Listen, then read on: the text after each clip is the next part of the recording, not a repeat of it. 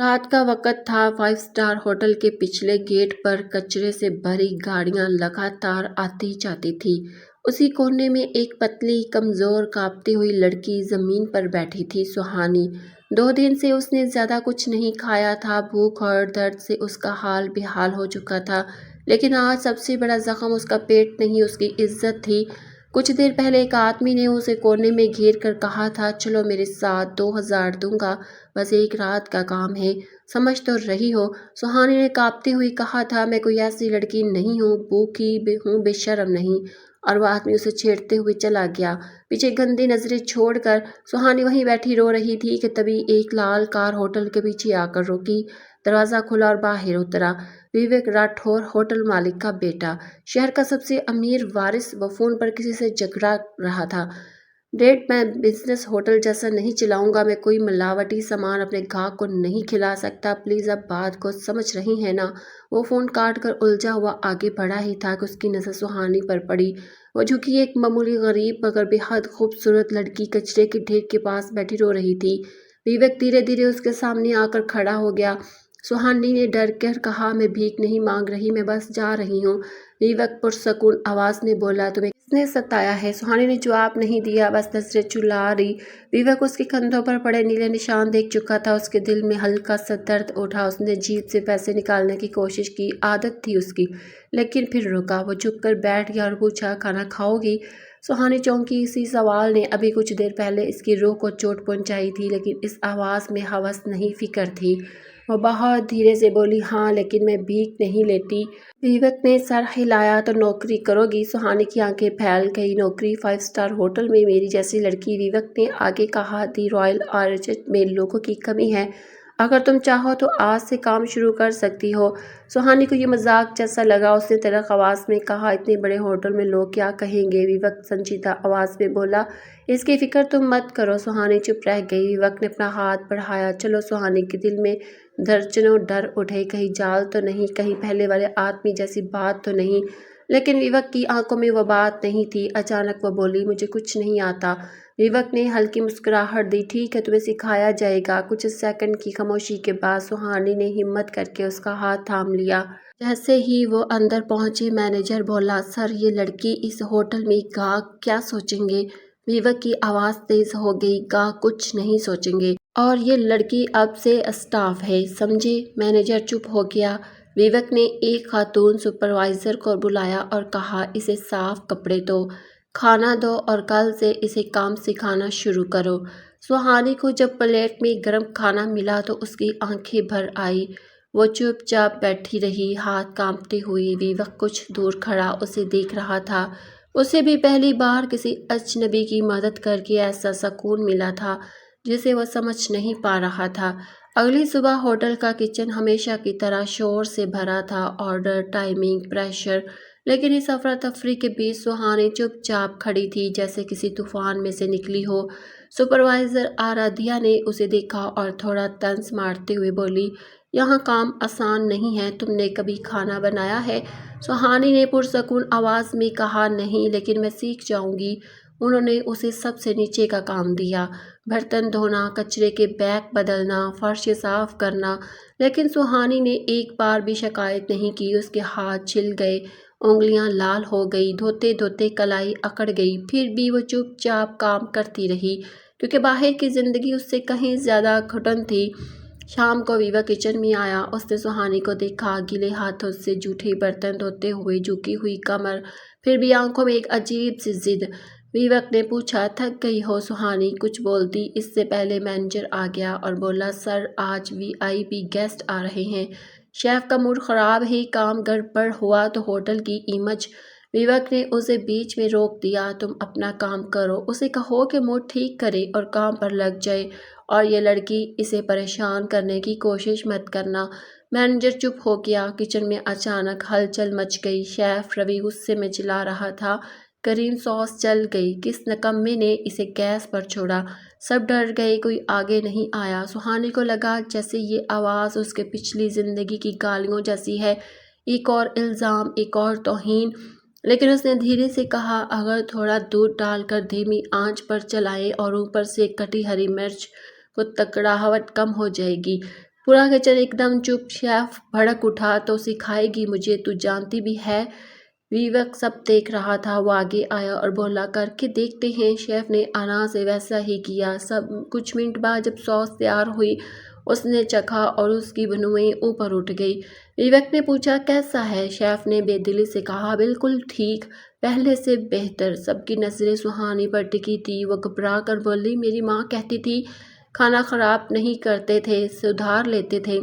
विवेक ने धीरे से कहा, तुम्हारे अंदर टैलेंट है सुहानी, बहुत अच्छा। आराध्या को पहली बार उस पर फख्र सा महसूस हुआ, पर चेहरे पर दिखाया नहीं। रात के वक़्त जब काम ख़त्म हुआ, सुहानी लॉकर रूम में बैठी थी। उसके हाथ दुख रहे थे, लेकिन उसके होंठों पर हल्की सी मुस्कुराहट थी, शायद महीनों बाद। तभी दरवाज़ा खुला। विवेक अंदर आया, हाथ में फर्स्ट एड बॉक्स लिए। सुहानी चौंक गई। आप यहाँ? विवेक पुरसकून आवाज़ में बोला। अपना हाथ दो, पट्टी कर देता हूँ। सुहानी ने हाथ छुपाते हुए कहा, ज़रूरत नहीं साहब, आदत है मुझे दर्द की। विवेक ने धीरे से कहा, अगर दर्द आदत बन जाए तो इंसान खुश होना भूल जाता है। उसने ज़बरदस्ती नहीं की, बस बॉक्स उसकी तरफ बढ़ाकर बोला, खुद कर लो। सुहानी ने बॉक्स लिया। विवेक मुड़ कर जाने लगा। तभी सुहानी ने धीरे से कहा, आज किसी ने पहली बार मेरा कहा माना, अच्छा लगा। अगली सुबह सुहानी किचन में थोड़ी पहले आ गई। लोग धीरे धीरे आने लगे, लेकिन आज उसकी तरफ ज़्यादा नजरें उठ रही थी। कल सॉस सुधारने वाली बात सबके बीच चर्चा बन चुकी थी। आराध्या ने आते ही कहा, आज तुम सब्जी कटी सेक्शन में रहोगी, बर्तन धोने का काम कोई और करेगा। सुहानी चौंक गई, लेकिन कल ही तो शुरू किया था मैंने। आराध्या ने हल्की झंझलाहट में कहा, देखो जिन लोगों में दिमाग होता है उन्हें आगे रखना पड़ता है, अब काटो।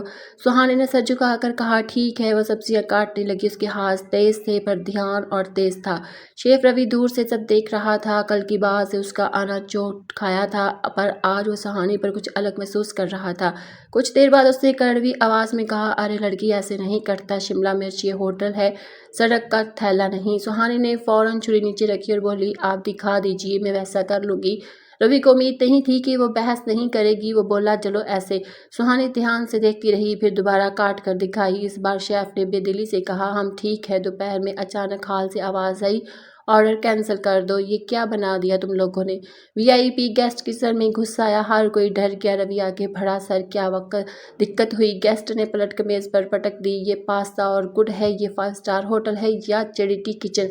सन्नाटा छा गया। दीपक भी उसी वक्त अंदर आया और बोला, सर मैं देख लेता हूँ, आपको नया डिश मिलता है। 2 मिनट। गेस्ट गुस्से से बाहर चला गया। रवि तनाव में पेट टपकते हुए बोला, अब इस हालत में 2 मिनट में नया पास्ता कैसे बनेगा? सुहानी आगे आई, मेरे पास एक आइडिया है। रवि भड़क उठा, ये भी बोल दे घी के आटा लैंड खाना भी बनाना आता है। सुहानी ने धड़ल्ले से कहा, मुझे ना आटा लैंड पता है, ना पास्ता, पर बिगड़े हुए खाने को कैसे सही करना है ये पता है। विवेक ने कहा, बोलो। सुहानी ने अपना पास्ता उठाया, उसकी बनावट देखी और बोली, इसे पैन में डालिए, फिर थोड़ा सा बटर और लहसुन। ओवरकुक पास्ता बटर पकड़ लेता है और सॉफ्ट का टेक्सचर छुप जाता है। ऊपर से फ्रेश हर्बल्स और चिली फ्लेक्स डालकर क्रश दे दीजिए, जायका बैलेंस हो जाएगा। रवि चुप हो गया। विवेक बगैर वक्त गवाए बोला, करो। 2 मिनट बाद प्लेट सज कर तैयार थी। विवेक खुद गया और गेस्ट को दी। 1 मिनट बाद गेस्ट वापस आया, पर उस पर इस बार चेहरे पर सुकून था। अब ठीक है। गुड हॉल में सुनाटा, किचन में सबकी नजर सुहानी पर। रवि धीरे से बोला, ये लड़की जो गार्ड जानती है। सुहानी ने धीमे लहजे में कहा, गुर्बत में यही तो सीखते हैं, जो है इसी से अच्छा कैसे बनाया जाए। विवेक की आंखों में फखर चमका। शाम के वक्त जब सब जा रहे थे, आराध्या ने सुहानी से कहा, तुम जल्दी सीखती हो, लेकिन अगर किसी ने परेशान किया मुझे बताना। सुहानी मुस्कुराई नहीं, पर बोली, शुक्रिया मैडम। ये जैसे ही वो बाहर निकली, विवेक रिसेप्शन पर खड़ा था। उसने पुकारा, सुहानी। वो रुक गई। विवेक उसके सामने आया, आज तुमने फिर होटल को बचाया है। सुहानी ने हैरत से कहा, मैंने तो बस जो याद आया बोल दिया। विवेक संजीदा लहजे में बोला, यही तो फ़र्क है, बाकी लोग किताबों से सीखते हैं, तुम जिंदगी से सीखती हो। सुहानी का दिल तेजी से धड़कने लगा। वो कुछ नहीं बोल पाई। विवेक ने कागज़ बढ़ाया, ये तुम्हारी ज्वाइंट फर्म है, आज से तुम ट्रेनिंग किचन स्टैंड हो, सैलरी भी शुरू। सुहानी का आपकी सैलरी में इतने लायक नहीं, विवेक ने बीच में कहा, तुम लायक हो और इससे भी ज़्यादा। कुछ लम्हे दोनों चुप रहे, फिर सुहानी ने सबसे धीमी आवाज़ में कहा, शुक्रिया साहब जी। सुहानी अब ट्रेनिंग किचन स्टैंड थी। एक दिन 2 वेटर उसकी पीठ पीछे बोल रहे थे, सुना है इसे विवेक हो सर खुद लेकर आए थे। हाँ, तभी तो इतनी जल्दी प्रमोशन मिल गया। होटल में सब समझते हैं, पता नहीं कैसे इसने सर को अपने जाल में फंसा लिया। सुहानी ने सुना, दिल में चुभन हुई, लेकिन उसने जवाब नहीं दिया। क्योंकि गुर्बत ने उसे सिखाया था दुनिया की हर आवाज़ का जवाब देना ज़रूरी नहीं। इसी शाम एक बड़ा इवेंट था, होटल की सालगिरह। बहुत से बिजनेसमैन और मीडिया आने वाले थे। शेफ रवि तनाव में था, वो चिल्ला रहा था सब कुछ परफेक्ट होना चाहिए, गलती भी नहीं। लेकिन अचानक टेबल से तेज़ आवाज़ आई, अरे ये क्या किया है आपने? ये खाना हमारी डिश से मैच नहीं कर रहा। ये किसी एग्जीक्यूटिव गेस्ट का परफेक्ट बेक है था। रवि घबरा गया, स्टाफ इधर उधर भागने लगा। विवेक फौरन पहुंचा, क्या हुआ? गेस्ट ने कहा, जायका मिस बीच है, बिल्कुल अलग। रवि भड़बड़ाया, मेरे सेक्शन की डिश तो परफेक्ट थी, ये कैसे? तभी सुहानी आ गई, क्या मैं प्लेट देख सकती हूँ?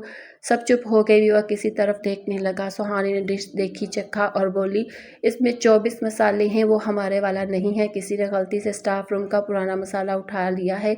रवि डर गया, क्या तुम कैसे पहचान पाई? सुहानी ने कहा, जो मसाले मैंने बनाए थे उनमें हल्की खुशबू थी, इसमें नहीं है, ये कच्चा है। विवेक ने फौरन हुक्म दिया, नया बेस बनाओ अभी। रवि बोला, पर इतना जल्दी? सुहानी धीमी लहजे में बोली, मैं बनाओ दूँ?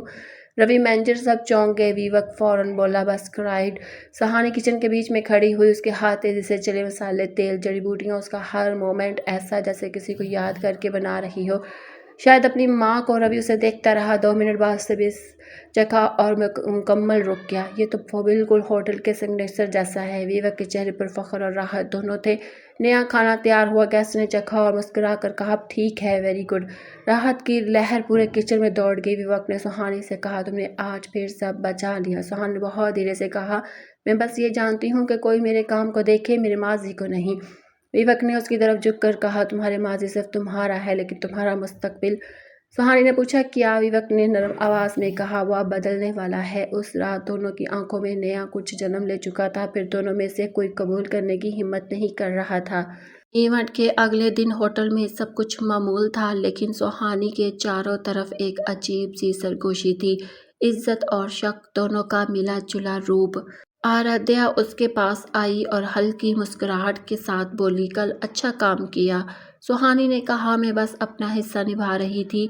आराध्या ने उसे गौर से देखा, तुम्हारे अंदर कुछ अलग है गर्ल।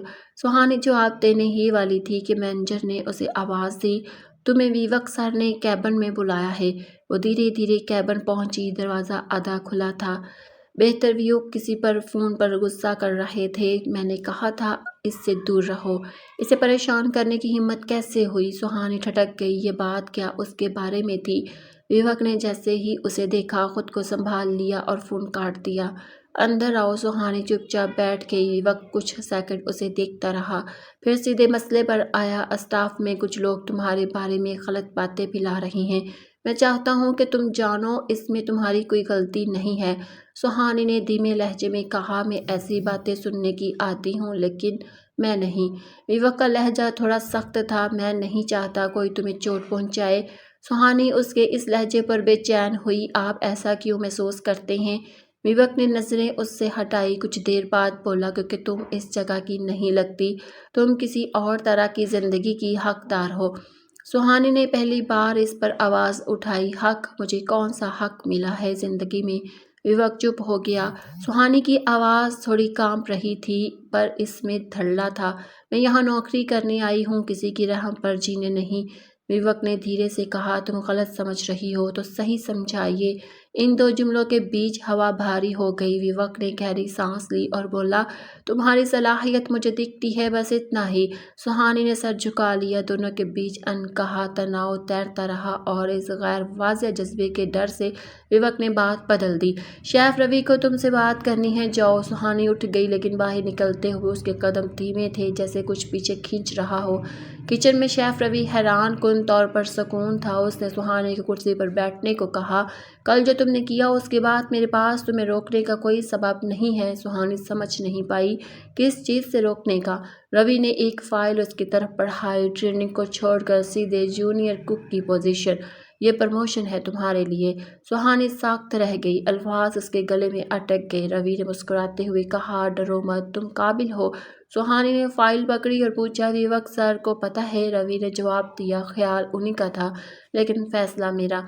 सुहानी फाइल लेकर बाहर निकली। दिल भारी भी था और हल्का भी। रात में वो अकेली लॉकर रूम में बैठी फाइल देख रही थी। उन्हीं सफ़ों के बीच जैसे उसका माजी भी दबा था। अगली सुबह होटल के किचन में माहौल अलग था। सब जानते थे कि सुहानी अब जूनियर कुक है। वही लड़की जिसे कुछ दिनों पहले सड़क पर खाने को तरसती थी। कुछ लोग चुप थे, कुछ तारीफ कर रहे थे और कुछ हसद से जल रहे थे, लेकिन सुहानी पुरसकून थी, जैसे वह खुद भी अभी इस तब्दीली पर यकीन नहीं कर पा रही थी। आराध्या उसके पास आई। कभी सोचा था तुम्हें देखकर मुझे फख्र होगा? सुहानी मुस्कुरा दी। कभी सोचा नहीं था कि मैं मुस्कुरा पाऊंगी। दोनों के बीच पहली बार एक सच्ची दोस्ती की शुरुआत हुई। दोपहर तक काम मामूल था, लेकिन विवेक पूरी सुबह किचन के आसपास ही मंडला रहा था। नजरें सुहानी पर टिक जाती, फिर वो खुद को रोक लेता। शाम तक सुहानी ने नया डिश बनाया, सिग्नेचर टोस्ट के साथ। शेफ रवि ने चखा और कहा, यह सिर्फ अच्छा नहीं, ये याद रहने वाला है। सुहानी ने फाइल सीने से लगाई। पहली बार उसे लगा वो कहीं पहुंच रही है, लेकिन उसी बीच एक अनचाहा मेहमान होटल में दाखिल हुआ। एक आदमी गंदा बिखरा हुआ शराब की बदबू लिए, उसकी आंखें लाल थी। चाल लड़खड़ाती हुई वो सीधा किचन की तरफ बढ़ा। सुहानी ने जैसे ही उसे देखा, उसके पैरों तले जमीन खिसक गई। वो उसका सौतेला चच्चा था, वही आदमी जिसने उसकी माँ को सालों तक डराया, वही जिसने उसे घर से निकाल दिया था, वही जिसने बचकर वो शहर भागी थी। उसने ऊंची आवाज में कहा, ओए, यहाँ छुपी बैठी है तू? किचन में सब रुक गए। विवेक दूर से भाग कर आया। कौन हो तुम? उसने खिड़क कर पूछा। चाह ने हंसते हुए कहा, मैं इसका खूनी रिश्ता हूँ। ये लड़की मेरे पैसों की मकरूज है। सुहानी कांप गई, अल्फाज नहीं निकल पाए। विवेक उसके आगे खड़ा हो गया। यहाँ से निकल जाओ अभी। चच्चा घोरा, तू कौन होता है बीच में बोलने वाला? विवेक की आवाज़ और सख्त हो गई। मैं इस होटल का मालिक हूँ। सुहानी का दिल रुक सा गया, लेकिन चच्चा चीखा, ये मेरी चीज़ है। ठीक इसी लम्हे सुहानी चीख कर पड़ी। इसकी आवाज़ पहली बार इतनी तेज़ थी। मैं किसी की चीज़ नहीं हूँ। पूरे किचन में सन्नाटा छा गया। सुहानी के हाथ कांप रहे थे, पर आवाज़ मजबूत थी। मैं आपकी मकरूज नहीं, आपकी कैदी नहीं, मैं कहीं नहीं जा रही। चचा उसके पास बढ़ा, लेकिन विवेक ने उसका रास्ता रोक लिया। एक कदम और बढ़ाया तो पुलिस बुलाऊंगा। विवेक की आंखों में गुस्सा भी था, डर भी। सुहानी के लिए उसी पर सिक्योरिटी आ गई और उस आदमी को बाहर ले गई। जाते जाते चचा चीखा, तू वापस आएगी? तेरा सच इन सब के सामने। वीक गरज कर बोला एक अल्फाज और कहा तो यहीं से जेल जाएगा। दरवाज़ा बंद हुआ और बाहर खामोशी फैल गई। सुहानी वहीं खड़ी रह गई, सांसें तेज, आंखें नम। विवेक उसके करीब आया, बहुत धीमी और नरम आवाज़ में पूछा, तुम ठीक हो? सुहानी ने सर हिलाया। झूठ में आंसू उसके गालों पर गिर पड़े। विवेक ने उसके आंसू पूछने की कोशिश नहीं की, बस उसके सामने खड़ा रहा, जैसे कहना चाहता हो कि वो अकेली नहीं। सुहानी सरगोशी की, मैं यहाँ से फिर जाने से डरती हूँ। विवेक ने उसकी आंखों में देखते हुए कहा, तुम मत जाओ, ये जगह अब तुम्हारी है और मैं भी। सुहानी रुक गई। आप? विवेक ने पहली बार बिना खिझक के कहा। हाँ, मैं तुम्हारी तरफ खड़ा रहूँगा, चाहे तुम मुझे कहीं भी रखो। कुछ सेकंड दोनों चुप रहे, फिर सुहानी ने बहुत धीरे से कहा, मुझे भरोसा करना नहीं आता। विवेक ने हल्की मुस्कुराहट के साथ कहा, मैं इंतज़ार कर लूँगा, जितना भी वक़्त लगे। सुहानी ने पहली बार खुद से ये कबूल किया कि वो उस आदमी से दूर नहीं रह सकती, और पूरी ज़िंदगी में पहली बार उसे तहफ़्फ़ुज़, इज़्ज़त और अपनायत ही की जगह मिली थी। 2 कदम आगे बढ़कर उसने कहा, मैं कोशिश करूँगी। विवेक के चेहरे पर वो मुस्कुराहट उभरी और उसने किसी के लिए सालों से नहीं दी थी। सुहानी ने उससे हाथ मिलाया, बहुत हल्के से, लेकिन उनकी उंगलियों की पकड़ में पूरा मुस्तकबिल बदलने की ताकत थी। उस पल किचन में सिर्फ 2 लोग थे, एक गरीब लड़की जिसने खुद को फिर से बनाया था और एक अमीर लड़का जिसने पहली बार किसी को दिल से अहमियत दी।